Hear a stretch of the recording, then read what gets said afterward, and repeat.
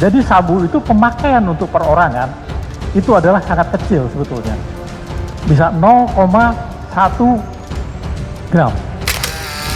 Kecil sekali gitu. Jadi kalau 1 kilo saja sudah bisa membunuh 1 juta orang. Kalau nanti dia terbukti misalnya saja terlibat dan dialah yang memerintahkan agar supaya bawahannya itu menjual narkoba dan sebagainya, yang itu bagian daripada barang bukti, saya kira itu termasuk kategori yang berat. Kan itu nanti resikonya adalah hukuman mati gitu ya.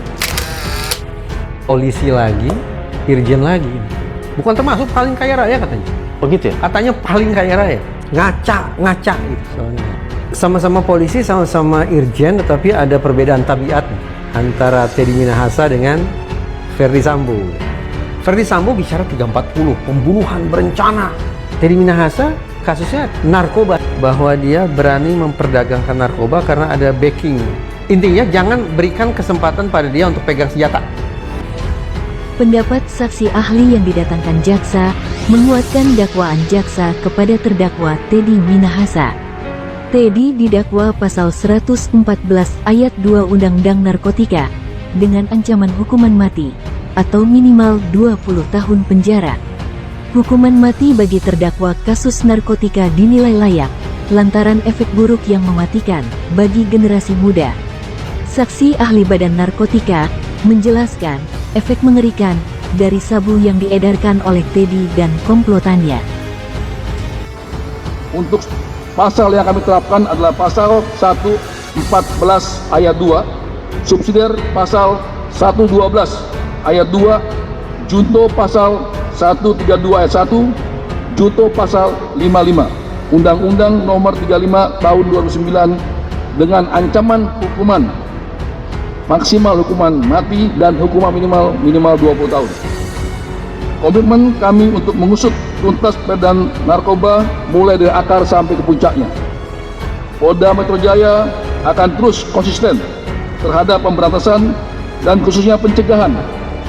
Kami Polda Metro Jaya secara paralel juga selalu berikhtiar, selalu sesuai dengan arahan Bapak Kapolda, fokus melakukan program pencegahan maupun penindakan dengan tegas. Demikian kami lanjutkan kepada Bapak Kadipropam.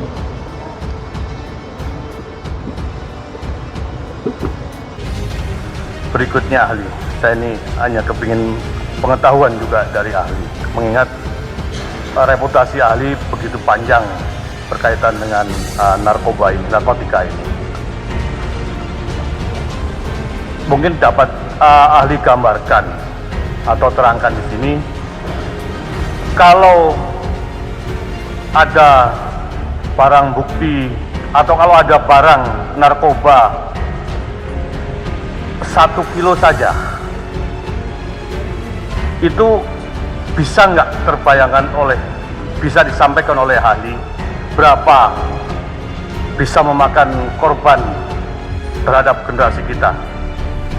Bisa ahli sampaikan, karena mengingat pengalaman ahli di bidang narkotika ini.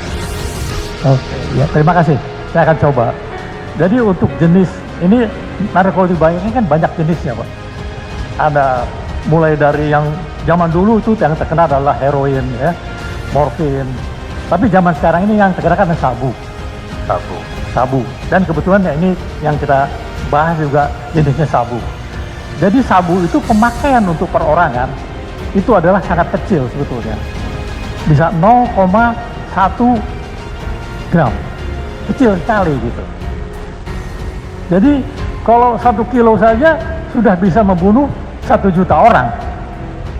Bayangin kalau 5 kilo itu berarti sudah membunuh 5 juta orang.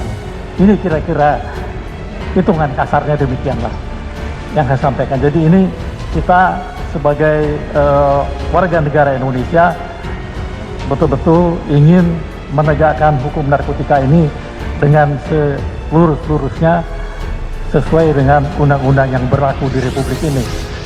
Kejahatan narkotika merupakan kejahatan yang serius, sehingga tindakan negara juga harus tegas dan keras terhadap kejahatan narkotika. Pelaksanaan hukuman mati bukan hanya untuk efek jera ataupun pemberian hukuman setimpal, tetapi yang lebih penting dimaksudkan untuk melindungi masyarakat serta menyelamatkan anak bangsa dari bahaya penyalahgunaan narkoba. Satu alasan penting, Teddy layak diberi hukuman maksimal hukuman mati, mengingat ada 5 juta nyawa anak bangsa yang terancam akibat peredaran sabu yang dijual oleh Teddy Minahasa. Undang-undang telah mengatur aturan pada Undang-Undang Narkotika Nomor 35 Tahun 2009 tentang hukuman berat bagi narapidana narkoba adalah mulai dari penjara seumur hidup hingga eksekusi mati. Hukuman yang berlaku dapat dilihat dari berat narkoba yang dibawa atau diedarkan. Untuk narkotika yang beratnya melebihi 1 kg, pelaku akan dikenai hukuman penjara seumur hidup, dan yang paling mengerikan adalah eksekusi mati. Hukuman tersebut juga tergantung motif dan seringnya ia melakukan tindak pidana yang berhubungan dengan narkoba. Hukuman Teddy bisa saja semakin berat, mengingat dirinya tak mengakui perbuatannya dan memberi fakta yang berbeda dengan saksi-saksi yang lain. Selain itu, penjelasan ahli BNN tentang sistem kontrol delivery sama sekali tidak membenarkan tindakan Teddy Minahasa yang meminjam barang bukti sabu untuk menangkap bandar. Kalau yang sekarang berlaku di kontrol delivery di Indonesia, ini umumnya adalah kontrol delivery yang kita lakukan dengan perusahaan-perusahaan kargo yang ada di Indonesia, Pak. Kita pernah bekerja sama dengan JNI, kita pernah bekerja dengan DHL. Jadi waktu datang pertama, DHL kasih tahu, mereka kan punya alat scanning, Pak, ini barang narkotika, Pak. Jadi kita udah kasih tahu kan, barangnya ada. Jadi ini barang kita kawal, mau tujuannya kemana? Tujuannya ke Surabaya, Pak. Yang penerima alamatnya jelas. Nah, ini namanya kontrol delivery. Barang ini dikontrol sampai di tempat tujuan, orang yang ngambil ada, tangkap. Jadi kontrol delivery ini maksudnya sudah jelas barangnya, kita bisa mengikuti, yaitu yang saya cerita, kita pernah melalui 5 negara dan semua berhasil. Termasuk waktu sampai di Amsterdam, kita udah ingatkan, jangan ditangkap oleh polisi lapangan terbang. Biar barang ini mengalir dulu sampai di mana. Dari lapangan terbang ternyata barang ini bukan di kota Amsterdam, tapi ke kota kecil di luar Belanda. Dan kita tangkap, sehingga dengan kontrol delivery ini tujuannya apa? Untuk menggulung. Jadi kita melihat back kembali siapa-siapa saja yang terlibat. Ya.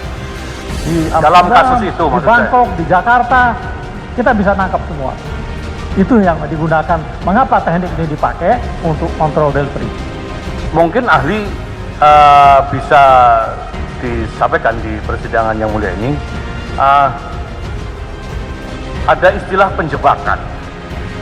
Apakah ini sama dengan kontrol delivery atau seperti apa sih istilah penjebakan itu, dan mungkin tidak ini dilaksanakan untuk mengungkap suatu kasus narkoba dengan menggunakan barang yang disita, yang telah disita oleh penyidik. Silakan. Akan saya jawab bahwa barang yang sudah disita mutlak harus dimusnahkan. Mutlak harus dimusnahkan. Yang boleh disisihkan hanya tadi untuk kepentingan sidang pengadilan dan untuk kepentingan pendidikan dan pelatihan. Ini jelas undang-undang sangat tegas. Jadi kalau misalnya kita menggunakan barang bukti untuk menjebak, terus waktu kita menjebak ke seseorang, kita tangkap, barang bukti yang kita tangkap kan barang kita. Jadi ini jadi barang bukti apa? Pasti tidak ada gunanya kan?